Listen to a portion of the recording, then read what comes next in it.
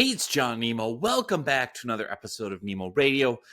Wanted to share just a great insight, a great reminder around LinkedIn messages. I'm kind of kicking myself because this is a lesson I first learned, all the way back in 2012. And I just got smacked across the face with it again today because I had sent this prospect on LinkedIn 7 different one-on-one messages over a 1-year period. They didn't respond to a single one of them. And then all of a sudden, the other day, I sent my 8th different message to this prospect, and they instantly replied, "Sure, I'd love to see it." And it was such a great reminder of a lesson I learned back in 2012 when it comes to LinkedIn, when it comes to generating leads on LinkedIn, when it comes to targeting on LinkedIn, and specifically when it comes to content you create for LinkedIn, and then what you put into your one-on-one messages on LinkedIn. And that is this simple, undeniable, never changing truth about marketing and lead generation. And that is this: the riches are in the niches. I have screamed this, for many years, but I forgot it. And sometimes I fall victim to it in my own marketing where I get too broad. And so the example here was I basically was targeting different business coaches and consultants on LinkedIn with a piece of free content. And what I had done, what I've learned over the years is, again, the riches are in the niches. And so I took my best-selling book, which is just called LinkedIn Riches. Right? I have a best-selling book I wrote back in 2014 that's called LinkedIn Riches: How to Use, LinkedIn to get business, how to win, get leads, whatever the subtitle is. And what I figured out, what I was reminded of was, as I, attracted different clients with that book, I realized kind of this chicken soup for the soul model, where if you're familiar with the famous, chicken soup for the soul books that became super popular, I think it was in the 1990s and 2000s, and they're still around today. The original book was just called Chicken Soup for the Soul. And it was just great, like stories, heartwarming stories, kind of like chicken soup on a cold day, right? It's good for your soul. It's a good, heartwarming, inspirational story.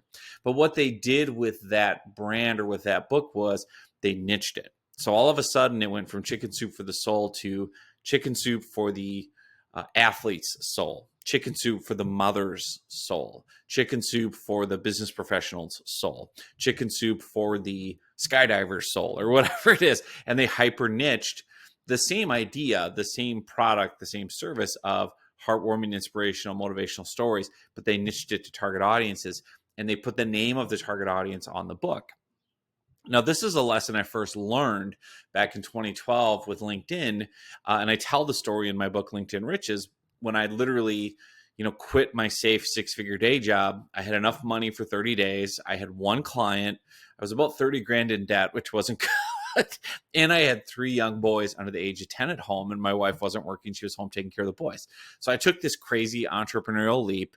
And what I realized back then with LinkedIn, and this is the story I tell in the book, LinkedIn Riches, is, okay, the riches are in the niches. Like, you can use LinkedIn, which now has over 1 billion with a B, 1 billion members, to find and build lists of your exact ideal prospects. Because of the way LinkedIn is set up, they've got information on everyone. So you can sort and make lists. You can use LinkedIn like Google for B2B leads and say, I want to make a list of business coaches and consultants who have at least 10 years of experience, who are in the United States, who went to the University of Minnesota, who blah, blah, blah, blah, blah, who work in the healthcare industry as a consultant. Like, you can get that hyper niche and hyper focused. And what I did in the beginning in 2012 was I only had one client, and he was a debt collector. He owned a debt collection agency, and that was an industry I had worked in for a couple of years as a PR guy. So I knew the industry, and that's how I met that guy, and he became my first kind of paying marketing client.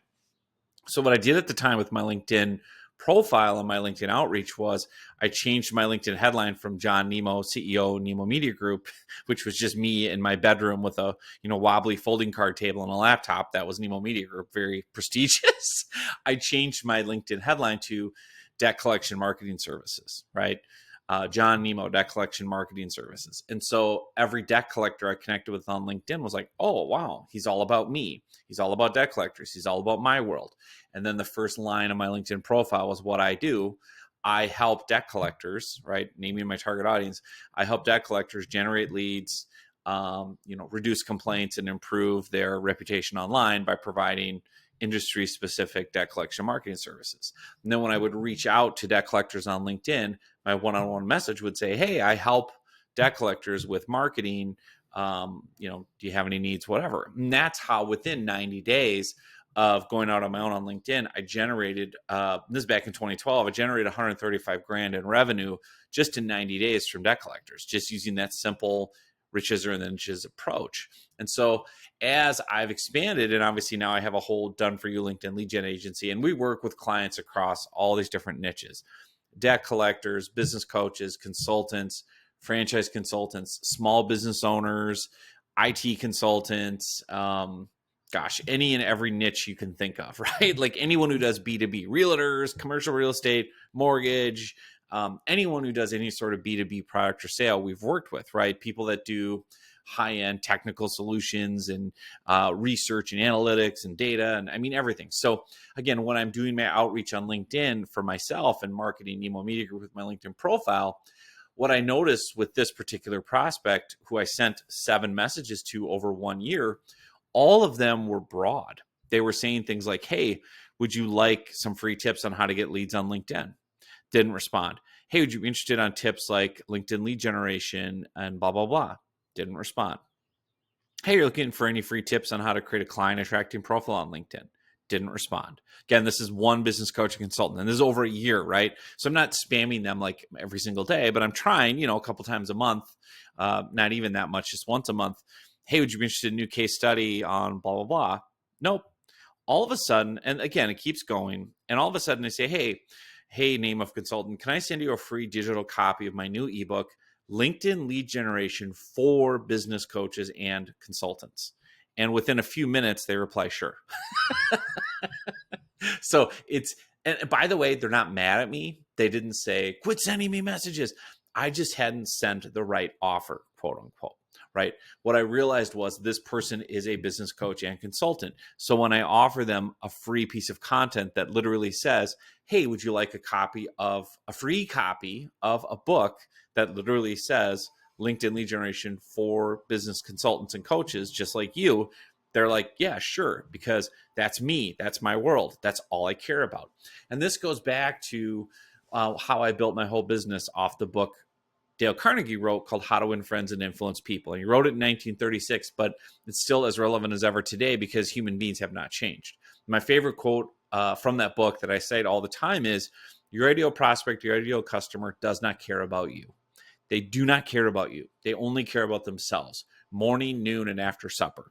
And so every piece of content I've tried to create, my customer service approach, my sales approach, my marketing approach, has tried not to be about me, but it's try to be about them, like how I help you get what you want, right? How I help business coaches get more paying clients from LinkedIn. And so what I've realized is with my own free content, LinkedIn Riches being kind of the big book I'm known for, I've done the chicken soup for the soul to it, where I've said, I've created other iterations of the book. I've created, LinkedIn lead generation for franchise consultants. That's a whole book now that you can buy on Amazon and that I can give away free copies of. I've created a whole book called LinkedIn lead generation for business coaches and consultants. It's an entire book that you can get on Amazon and you can, get a free copy of it. And then I'm going to create additional versions of it. LinkedIn lead generation for CPAs, accountants, and bookkeepers, which is another niche that we work with.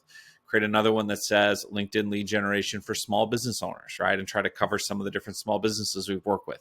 And what I do is, it's essentially my main LinkedIn Riches book in terms of the content. The strategies, the formulas, the styles don't change. What I do in the individual books is I give specific to that industry examples. So in LinkedIn lead generation for franchise consultants, yes, I share the overarching strategies of how to generate leads on LinkedIn, like having a client-facing profile, that the money is in the mailbox with one-on-one outreach. But then I say, now, here are specific examples of franchise consultants and how I have made their profiles client-facing. Here's specific examples of one-on-one messages that franchise consultants use that I've created that work well. Here's specific examples of content franchise consultants can create, like ebooks or whatever, for their ideal target audiences of these people. And then I do the same thing for accountants and CPAs and bookkeepers and small business owners. And the idea is just getting into that niche audience where they have that reaction of going, oh, cool, this isn't broad, this isn't generic, it's all about me, it's all about my little world. If you're saying this is specifically for me as a franchise consultant, that must mean a couple key things. You know my industry. You know all the unique challenges and obstacles that I have. You know what makes me tick. You know who I'm trying to target. You know all the different rules and regulations that govern how I can market. That was what I learned with my first client in 2012. And that's what I learned working for debt collectors for 2 years for their trade association was, oh man, the big complaint I would hear time and again from the debt collection trade association members was, we really struggle with marketing because nobody understands us. Nobody understands our unique industry. Nobody understands our unique challenges. Nobody gets all the government regulations. Nobody really understands that we're normal people. We're good people. We're trying to do a service. Nobody understands how much we help the economy with all the debt we recover and how many businesses we save by, recovering the money they're owed legitimately. Nobody understands this, and this. So when I was able to position myself to them like, hey, I do marketing specifically for debt collection agencies, they were like, oh my gosh, really? And I'd be like, yeah, I have this industry experience. I get it. You don't have to educate me. I understand. Then they wanted to sign up because I'm the same way. If somebody comes to me and says, yeah, do you need an accountant or bookkeeper? And they say, by the way, I work with done-for-you LinkedIn lead generation agencies. So I know the unique challenges you have of using contractors and selling online courses and how to report agency income versus online course income and blah, blah, blah, blah, blah, into the weeds of how you run an agency. I would be much more inclined to want to work with them or talk to them at least, as opposed to, hey, I'm an accountant and bookkeeper. I work with anyone, right? That's not as exciting to me. People want to feel understood. They want to feel like you really empathize with them. And that's why in that front end on your marketing with LinkedIn, with the content you create, with the titles that you give ebooks and that you give blog posts or that you give videos, the more niche you can be, the more you're going to see engagement and attention come your way. And that's a lesson even I forget after more than a dozen years doing this. And that's why I wanted to record this episode was I was like, wow, this person replied. Okay, I'm looking at him as a lead and I'm like scrolling up. I'm like, how long did it take for them to reply? And I looked and I'm like, gosh, it's been a year and a half or something. Probably more than 7 messages, probably 10 different messages. And I go, man, why didn't they reply to any of these? Why did they reply to this specific one? Oh, that's right. I said, this is specifically for business coaches and consultants, which, oh, by the way, is their world. So hope that's helpful. Hope that's a great reminder for you. I know it is for me that the riches are in the niches. And of course, by the way, if you want any additional tips on all of this, in the show notes for this podcast, wherever you're listening, I have links to all my different books for free. So yes, if you're a franchise consultant, whatever, like all the LinkedIn books are linked there for free. You can get the PDFs for free. I've got my content marketing book. I've got free online trainings because again, so much of it is understanding the riches being in the niches. So thanks so much for listening. Hope you found this helpful and we'll see you soon on another episode.